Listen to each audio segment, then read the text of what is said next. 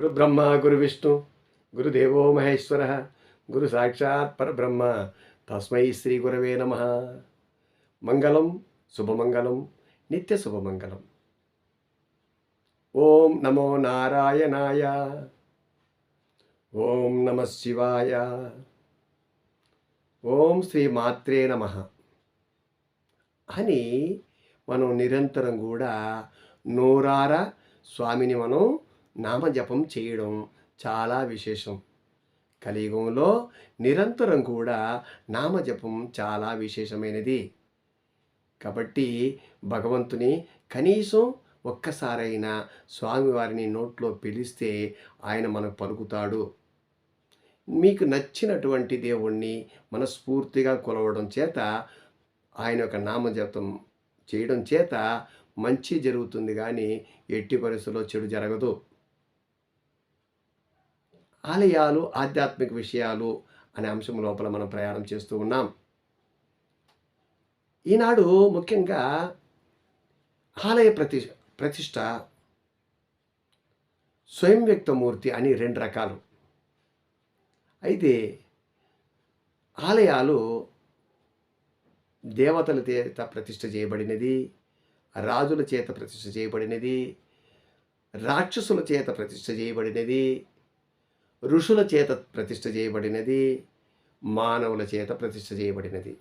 ఈ విధంగా అనేక రకములుగా ఆలయాలు నిర్మాణం చేయబడి దేవాలయ ప్రతిష్ఠ జరిగింది.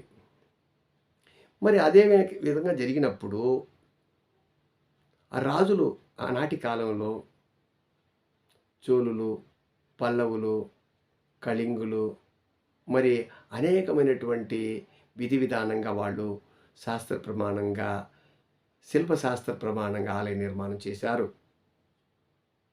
మరి రాజులు చేశారు.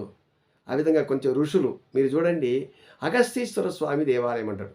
అగస్తుల వారు చేత అది ఆలయ నిర్మాణం చేయబడింది. ఈ విధంగా ఋషుల చేత కూడా దేవాలయాలు నిర్మాణం చేయడం ఒక విశేషము. మరి ఈ విధంగా ప్రతి ఒక్కరూ కూడా ప్రతి దేవాలయాన్ని ఈ 4 రకాలైనటువంటి 5 రకాలైనటువంటి యొక్క దేవాలయాలు నిర్మాణం చేయబడడం ఒక విశేషం. అయితే ఇది కాకుండా స్వయం వ్యక్తమూర్తి, భూ అంటే భూమిలో స్వయంభూగా వెలసింది, భూమి నుండి తనంతట తానుగా ఉద్భవించినటువంటి ఆలయాల్ని స్వయం వ్యక్తమూర్తి లేక స్వయంభుగా వచ్చినటువంటి దేవతలు అని చెప్పవచ్చు. మరి అటువంటి విషయంలో భగవంతుడు మనకు స్వయం వ్యక్తిమూర్తిలో ఏమైనా విశేషం ఉన్నదా అని ప్రశ్న. స్వయం వ్యక్తమూర్తిలో అనేకమైనటువంటి విశేషాలు దాగి ఉంది.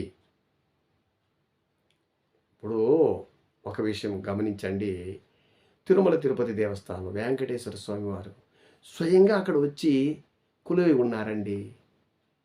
అక్కడ స్వామివారి కొలువై లేకపోతే కొన్ని లక్షల కోట్ల మంది ఎందుకు వస్తారు? కొంచెం కూడా ఆలోచించాలి కదా.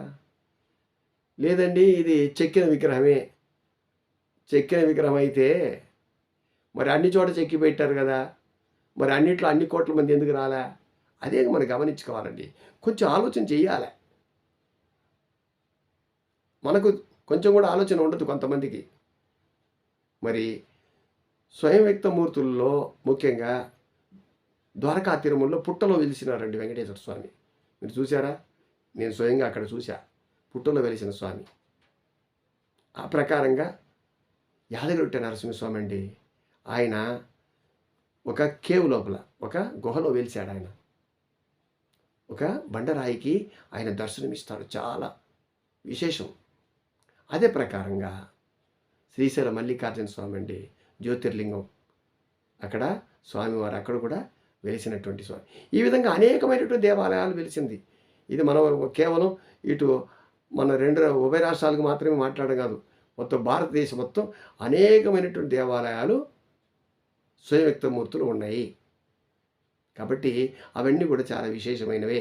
కాబట్టి ఈ రెండింటిలో కూడా మీరు గమనించండి, శ్రీ లక్ష్మీనరసింహస్వామి దేవాలయంలో స్వయం వ్యక్తమూర్తి మండల పూజ చేసినటువంటి వ్యక్తులకు ఆయన ఆపరేషన్ చేశారండి. కుట్లు వేశారండి స్వామివారు. ఇప్పటికీ ఉన్నారండి. మీరు ఎప్పుడైనా వెళ్ళి మీరు మీరు అడగొచ్చు, సమాచారం తెలుసుకోవచ్చు అక్కడ. ఈరోజు బతికున్నారు. ముగ్గురు నలుగురు చేస్తే ఒకరు ఇప్పటికి కూడా ఇద్దరు ముగ్గురు ఉన్నారండి. కాబట్టి స్వామివారు అక్కడ ఉన్నారా లేదా అని నేను చెప్పక్కర్లా. ఈ విధంగా ఎంతోమందికి వెంకటేశ్వర స్వామి దగ్గర గోవిందా గోవిందా అని అసలు నోరు లేని వాడికి గోవిందా గోవిందా అరిచారు కదండి. ఏమిటండి ఇవన్నీ కూడా అర్థం కాదా? నోరే రాలేదు. ఆ పిల్లవాడు మూగవాడు, చెవిటివాడు, నోటి నుంచి మాటలు రాదు. అటువంటి వాళ్ళకి వినబడి గోవిందా గోవిందా అని అరిచినటువంటి దాఖలాలు లేవా? మరి తిరుమల వెంకటేశ్వర స్వామి ఎంత గొప్ప విశేషమైనటువంటి స్వామి. మరి ఆ విధంగా స్వయంగా వచ్చినటువంటి అందుగురించి నేను ఎప్పుడు కూడా చెప్తున్నాను, గమనించండి. స్వయం వ్యక్తమూర్తులు ఎప్పుడు కూడా విశేషమైనవే. కాబట్టి తిరుమల వెంకటేశ్వర స్వామి కానీ, శ్రీ లక్ష్మీ నరసింహస్వామి వారు కానీ స్వయంగా వెలిసినటువంటి వారు వారికి ఉన్నటువంటి విశేషాన్ని ఇంత అంత కాదు, 1000 నోట్లో చెప్పినా కూడా సరిపోదు. కొన్ని లక్షల కోట్ల జనాలు దర్శనం చేసుకోవడానికి కారణమే ఇది అన్న విషయాన్ని గమనించండి. కాబట్టి స్వయం వ్యక్తమూర్తి స్వయంభువు అంటే భూమి నుంచి తనంతట తానుగా వచ్చినటువంటి దేవతలకు విశేషం ఉన్నది అన్న విషయాన్ని గమనించాలి. కాబట్టి మనం నిరంతరం కూడా స్వామివారికి మనం మన నోటి నుండి నిరంతరం ధ్యానం చేస్తూ నిబద్ధతోటి, ధర్మంతో, న్యాయంతో దాన ధర్మాలు చేసుకుంటూ ముందుకు వెళ్ళాలి. కలియుగంలో ఎప్పుడు కూడా నామజపం చాలా